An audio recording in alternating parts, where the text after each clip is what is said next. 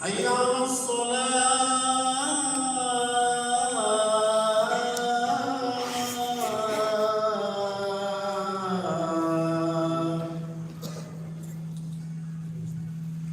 حي على الفلاح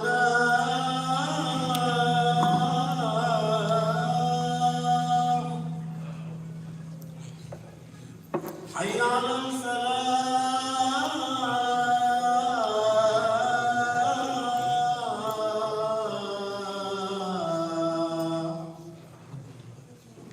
الله أكبر الله أكبر لا إله إلا الله.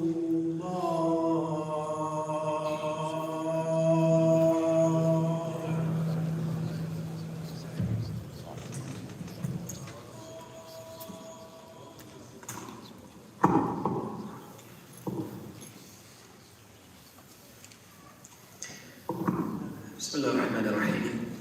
الحمد لله رب العالمين والعاقبة للمتقين والصلاة والسلام على أشرف الأنبياء والمرسلين سيدنا وحبيبنا ومولانا محمد وعلى آله وصحبه أجمعين. أما بعد، أعوذ بالله من الشيطان الرجيم. بسم الله الرحمن الرحيم. فإذا عزمت فتوكل على الله إن الله يحب المتوكلين. قال تعالى: يا يحيى خذ الكتاب بقوة وآتيناه الحكم صبيا إلى آخر الآيات. صدق الله العلي العظيم. Honorable friends, very respected elders, brothers and sisters, Assalamu alaikum wa rahmatullahi wa barakatuh.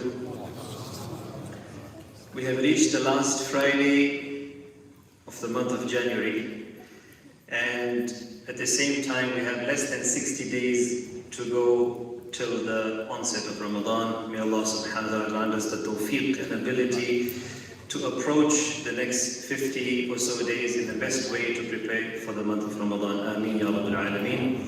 And we ask Allah to bless us. Allahumma barik lana fi Rajab wa Sha'ban wa ballighna Ramadan. Ya Allah, grant us special barakah in these next 2 months and grant us the tawfiq and ability to reach Ramadan in the best of spirits. Ameen. At the same time, not too long ago, when the year started, everybody was talking about making resolutions in the new year for the Gregorian year. And yes, as Muslims, we look forward to Mubarak, blessed occasions to make a resolution. Somebody says, I will plan Umrah, then I will change my life. Somebody plans a Hajj. Somebody says, now just look at Ramadan. Different people approach it differently. But at the same time, if we are practical, the new year, Gregorian year, is a time to introspection.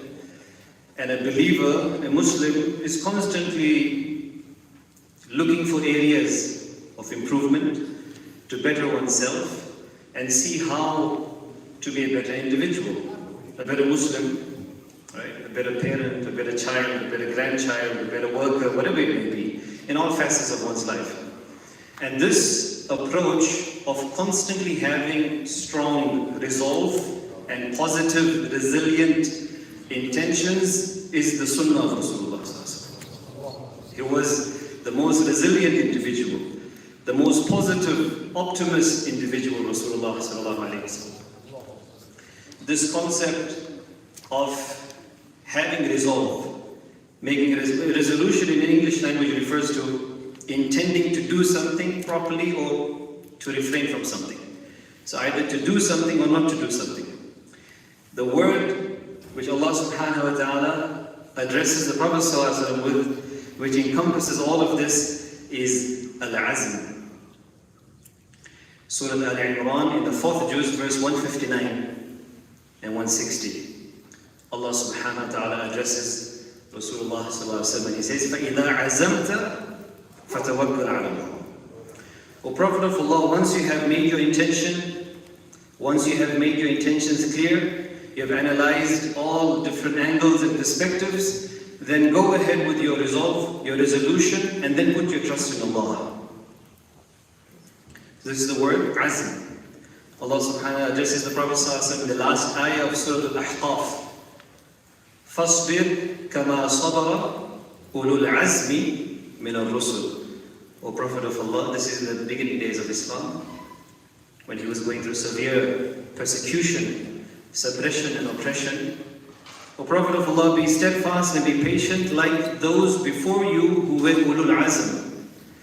Those prophets of steadfastness, positivity, resilience, reliance on Allah subhanahu wa ta'ala, and strong determination. Who are those specifically? Four before him, and Rasulullah sallallahu alaihi wasallam is the fifth of them. Ulul azmi min al-rusul. Nuh alayhi salam, Ibrahim, Musa, Isa, and Rasulullah sallallahu alayhi wasallam. These Rasuls are known as the Rasuls of Azm.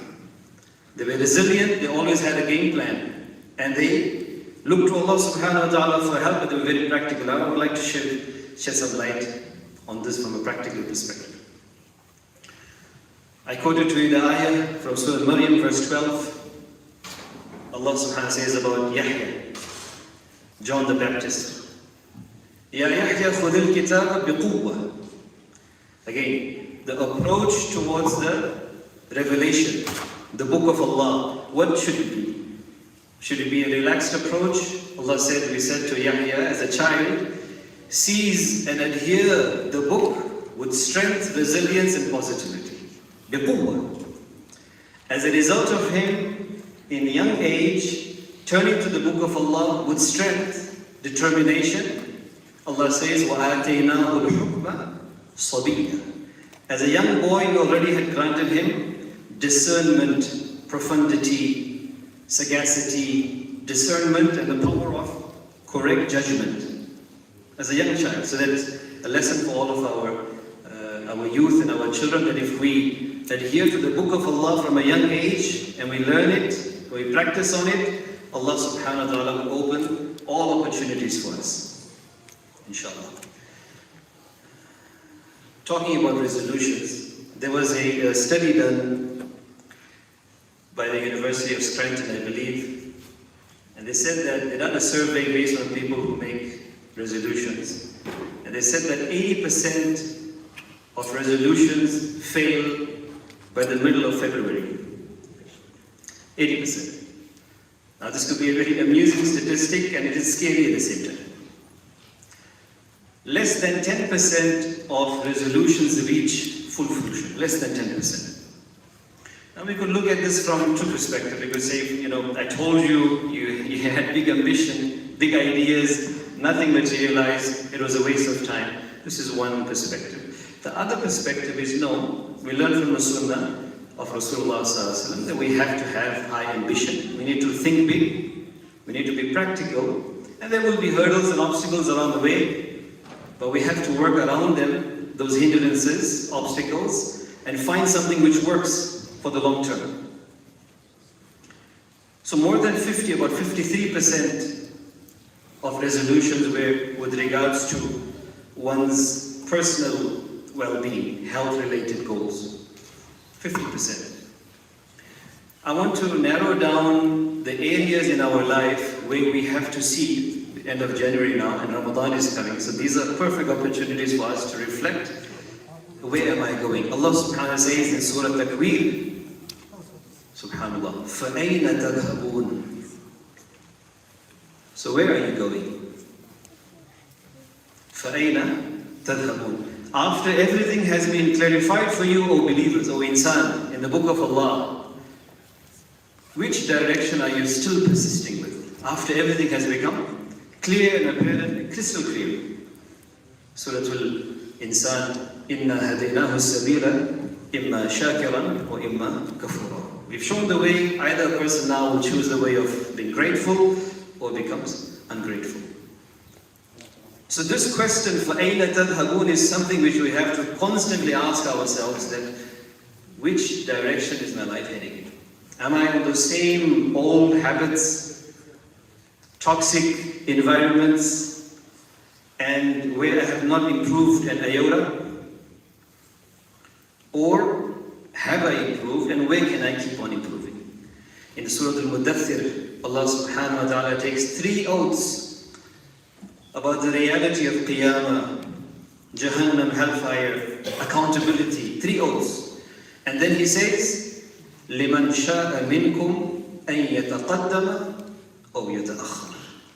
The path is now clear. Either a person proceeds ahead, Bismillah, and changes his life for the better, or يَتَأَخَّرَ, or he can miss the bus and stay back. So Allah subhanahu wa ta'ala is saying, the path is clear, everything has been clearly explained. You can either go forward, or you can stay back in those old habits. So there was a book written by Michael Hyatt. The name of the book is Your Best Year Ever. Your Best Year Ever, you can find on Amazon for about $15. In this book, he mentions 10 areas of one's life where a person has to identify and rectify. Areas of improvement to make solid intentions. And all of these areas where he has identified them are very practical in the life of Rasulullah sallallahu alaihi wasallam. So let us look at it, 10 areas where people have to identify and start working strategically with azm. Strategically with azm, because Allah subhanahu wa ta'ala said, فَإِذَا عَزَمْتَ, you do what's required, identify, rectify, Bismillah, فَتَوَكَّلْ عَلَى اللَّهِ. Tawakkul comes at the end. Allah didn't say you start with tawakkul and just sit back. By the way, just quickly, a quick definition of tawakkul. The ulama have written, al-isti'anatu wa tafweed al-amri ila Allah. Right? Delegating our affairs to Allah subhanahu wa ta'ala, that's there. Isti'anatu bihi, and seeking help on them immediately from Allah subhanahu wa ta'ala. Iyaka na'budu wa iyaka nasta'een. We seek and beseech her more than 5 times a day. And connecting them, رَبْطُ الْأَشْيَاءِ بِمَشِيَةِ اللَّهِ, and connecting all of these different decisions which happen in our life with the will, command and decree of Allah, who is in charge. This is then tawakkul, which materializes via haraka and juhud, via action and sacrifice and hard work. Then a person has come in the category of mutawakkilin. So back to what he had written, he said the following areas. Number 1, spiritual health. And this is the root of all change. Spiritual well-being of an individual is one's deen, relationship and connection with Allah subhanahu wa ta'ala. That is the root of change, positivity, resilience and all of the other habits. Because if this root is strong, everything else will fall into place. I'll come back to this point at the end.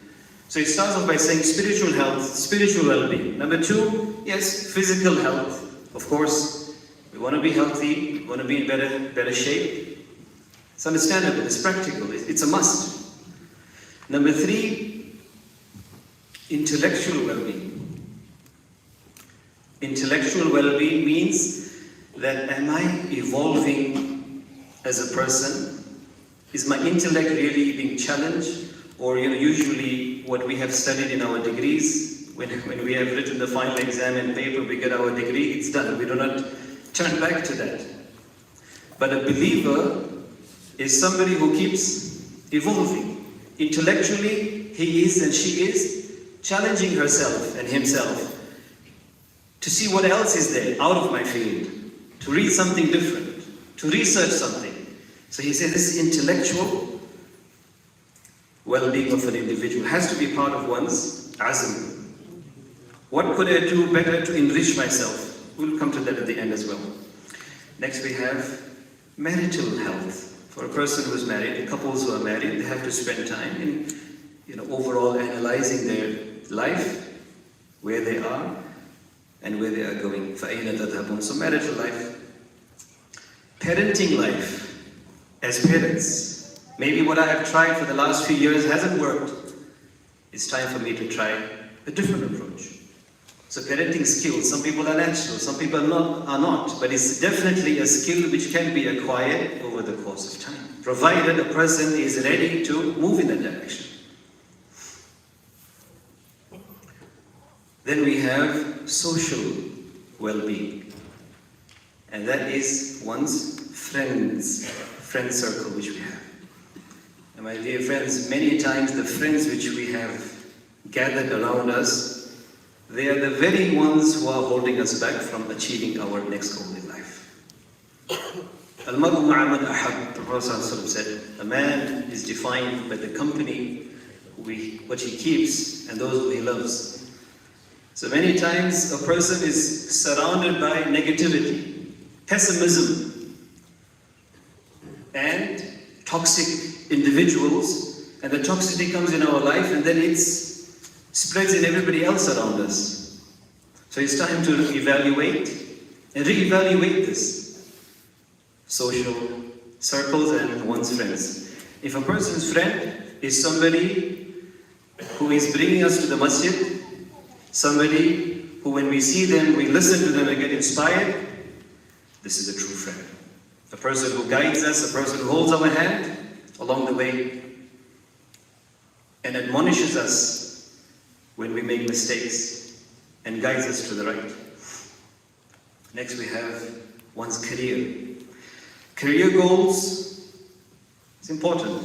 Many of us, we spend a long period of time in our workplace with a specific routine, a specific lifestyle, and it kind of becomes stagnant and static. This is not the quality of a believer who should be constantly evolving. Even within our careers, even within our 9-to-5 jobs, there are definitely areas for growth. There are definitely areas to better oneself, to become more productive, thinking out of the box. Right? And this comes to the next one, which is his hobbies. It's important for a person to be healthy and spiritually strong who has healthy hobbies as well. Last but not least, I'm not sure if we've covered all of them, financial health or financial well-being. The average American owes about $16,000 on credit card debts. $16,000 on average. That shows that we are definitely in need of better strategic financial planning. Right? So financial planning and where am I and where am I going has to be part and parcel of that. And there's so much of israf, and there's so much of wastage and excessive habits. That is another topic, inshallah. So these are things which I just wanted to identify. Now, respected brothers and sisters, the top of the list for one's resolutions, niyyah and azm, strong, positive, determined, the resolution has to be one's ta'alluq with Allah subhanahu wa ta'ala. Otherwise, if a person's focus is just one's career, if a person's focus is just one's financial goals, one's focus is just one's marital life or mental well-being. We spoke of mental well-being. 1 in 5 Americans will suffer from a mental disorder in their life. Some more, some less, but 1 in 5. So a person, I don't know if I mentioned that, but mental health is part of the 10, where a person has to just take out time away from that routine and say, I'm going to dedicate some time away from the hustle and bustle of the world, the fast-paced world, where I just need to take a break and rejuvenate, replenish myself and come back fresher. Otherwise we get that same stagnancy because we are just accustomed to the same system. So we need some time for our mental well-being as well. So as I was saying, that if a person's focus is everything other than Allah, everything other than one's connection with Allah subhanahu wa ta'ala, and if a person just wants to be healthier, fitter, look more handsome and beautiful, and not focus on one's relationship with Allah subhanahu wa ta'ala, all of those goals will be miserable. Sooner or later, we might get quick results. We might get instant gratification on certain instances, but in the long term, because it was done in the wrong approach, that intention, that action will go down the drain. A person will end up being miserable. But on the flip side, if a person starts with ta'alluq ma'allah, my relationship with my Rabb, my relationship with my masjid, my relationship with the book of Allah subhanahu wa ta'ala, the basics. Right? We don't have to be a PhD in Islamic studies to do this. The basics, if a person starts doing that, then we will find it materializing in such a productive manner with barakah and blessings in every other regard. Allah subhanahu wa ta'ala has given us constant reminders in this regard. Ya ayyuha alladhina amanu attaqullaha wal tanzur nafsum ma qaddamat lighad. Surah Al-Hashr verse 18. Or you have believed, fear Allah subhanahu wa ta'ala, but let every soul, let every individual look ahead at what they are presenting for tomorrow.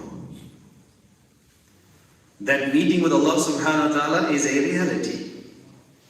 Surah Al-Ankabut 20th juz verse 5 and 6.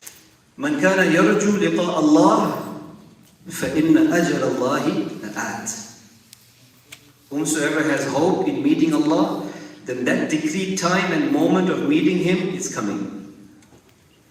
It's coming. Surah Al-Kahf, last verse. فَمَنْ كَانَ يَرْجُو لِقَاءَ رَبِّهِ فَلْيَعْمَلْ عَمَلًا صَالِحًا وَلَا يُشْرِكْ بِعِبَادَةِ رَبِّهِ أَحَدًا. Whomsoever has hope is in meeting his Rabb, his Creator, his Nourisher, Cherisher, and Provider, let him do good actions. Let him prepare for this. Let him put Allah subhanahu wa ta'ala on the top of the resolution list. And وَلَا يُشْرِكْ بِعِبَادَةِ رَبِّهِ أَحَدًا. He should not associate anybody else in the worship of his Rabb. Talking of having high ambition, being resilient, thinking big, just one story to inspire us. One of the greatest giants of Islam as far as academics are concerned, giant scholars of Islam, was Imam Abu Zakaria Yahya bin Sharaf al-Nawawi. We know him as Imam Nawawi. He lived a life of 43 or 44 years only. Such an impact he has left in Islamic theology, fiqh, jurisprudence, any topic, any subject you will pick up a book, he has works in it. In the age of 40 to 45 years, he authored more than 50 books. When he was 13 years old, he said to his parents that I want to do something for the sunnah of Rasulullah. I see that people do not have easy access to understanding the hadith of the Prophet. At the age of 13, our children at the age of 13, it's difficult to get them off PS5 and PS4. I'm not sure if 6 is out yet. At the age of 12, 13, he said this to his parents, and they said, Bismillah, whatever you want, we will help you. A child has high ambition. We should encourage them in that field which they have passion in.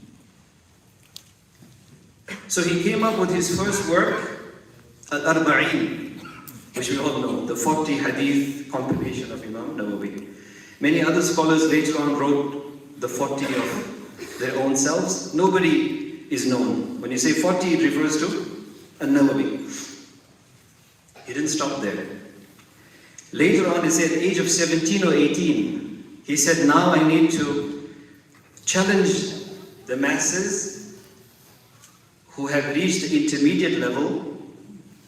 So for that, he prepared the book of hadith, which you should be having here as well, Riyadus Salihin. Riyadus Salihin, the gardens of the righteous. Today, every masjid, every community knows of Riyadus Salihin. This is Qubuliyah. He started off in his youth. As Allah said to Yahya, what he said to him, خُذِ الْكِتَابَ بِقُوَّةٍ. Take the book of Allah, adhere to it, strength from a young age. Okay, he didn't end over there. He worked for the basic masses, and he worked for the intermediate level, and then he said, I want to put together a work for the experts, the khawas. For this he has put his magnum opus, Al-Minhaj fi Sharhi Sahih Muslim ibn Hajjaj, the commentary of Sahih Muslim. Sahih Muslim, commentary in 18 volumes.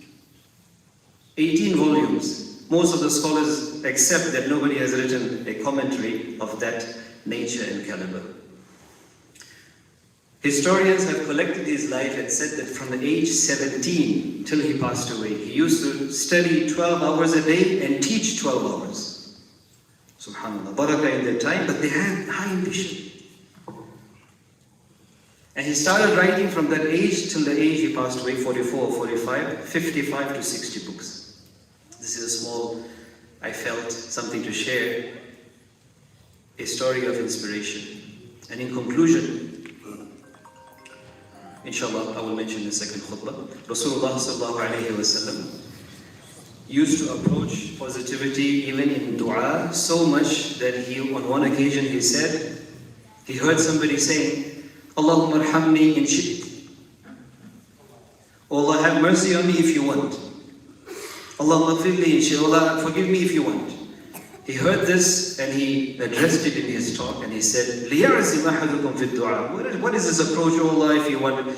Be positive and be determined in your dua that, Allah, give me this. Then you will see it. Don't say if you want. He said, Allah, لَا مُكْرِهَ لَهُ. Nobody can force Allah. Allah will do whatever He wants. You have to approach it in a strong, resilient manner. Inshallah, we'll carry on in the second khutbah.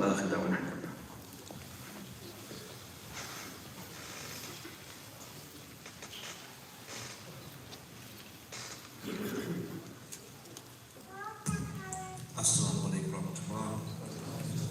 Just some quick announcements. First, we want to thank Imam Aamir for joining us today from Masjid Fosa. He's been an imam there for almost 20 years, and please keep him in his dua, including his family. May he grant the tawfiq, success in both this life and the hereafter. Just some quick notes. The timing for Salah, our Jumu'ah, has changed. It's on the boards, so inshallah, please look for that for the next several weeks. The updated one is there. Sunday school registration is now open, so if you're interested in registering your kids for Sunday school, inshallah, please do so as soon as possible. You can do so online. It meets every Sunday at 10 a.m. We do have several things coming up, inshallah, in preparation for Ramadan. Ramadan is less than 2 months away, so as the Imam mentioned, we want to start preparing ourselves with intention for that time. So that means preparing you individually, preparing your household, preparing your work, making plans to be here present in the masjid. We do overtime at work right now. We want to do overtime in the masjid in Ramadan. And the planning for that starts now, not the day before Ramadan, inshallah. So if you're interested in volunteering, if you're interested in supporting from iftars, if you're interested in planning, organizing, please see the office downstairs in order to help out in those processes, inshallah. Lastly, we do have opportunity to donate online for those brothers or sisters who like to automate their donations. You can do so using those forms outside the masjid, in these big posters, both upstairs and downstairs. Shukran. Assalamu alaikum.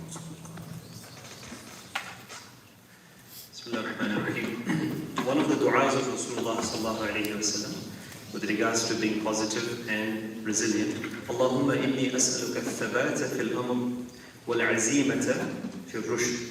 Oh Allah, you can make it in English, in any language which we want to. Oh Allah, I seek steadfastness in all of the matters which I do. So grant me steadfast, istiqamah. And number 2, azima, azam. Ya Allah, give me strong resilience and determination towards the right path. So this is a dua which you should make frequently. It is in the book of Imam Ahmad. In conclusion, what could we be doing more better on a daily basis as far as room for improvement is concerned? A few basic things. The first one is we have to read more. Iqra bismi rabbika alladhi khalaq. The first ayah of the Quran talks of enriching oneself by reading. So the recitation has to start first with Al-Quran. Try to read about half a page even a day, but consistently. Half a page with meaning and reflection, this is sufficient, inshallah. Even less than that, but continuously, lot of barakah. Number 2, Iqra wa rabbuka al-akram. Allah said it again, read. And this refers to general reading. So try to read up on general topics, right? Go to the library more often, take our children, go with families. On Amazon nowadays we have, the world at our fingertips. Just choose a new book, say this month I will be reading on so and so topic. If it's on Islamic history, Seerah of Rasulullah sallallahu alaihi wasallam, Nurun ala Nur. The masjid The masjid has to be part of our daily presence. Try to make niyyah to be in the masjid for one salah, irrespective of what happens. For some it might be early in the morning. No better way of starting our day and work by starting off in the masjid to bring Fajr with Jumu'ah. You can't get better than that. Right? For some people it's not practical for whatever reasons. Can be Dhuhr, can be Maghrib, Asr, or Isha. Rasulullah ﷺ encouraged us to push ourselves for difficult salah. He said push for ourselves for the difficult salahs which are early in the morning or later in the evening. Right? Either way, there is barakah by pushing this in our schedule on a daily basis.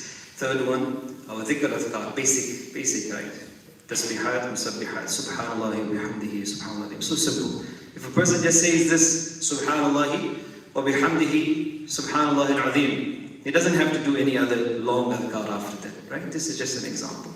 May Allah subhanahu wa ta'ala grant us all the tawfiq and ability to inculcate what's been said and make us more resilient, make us more confident, make us more positive.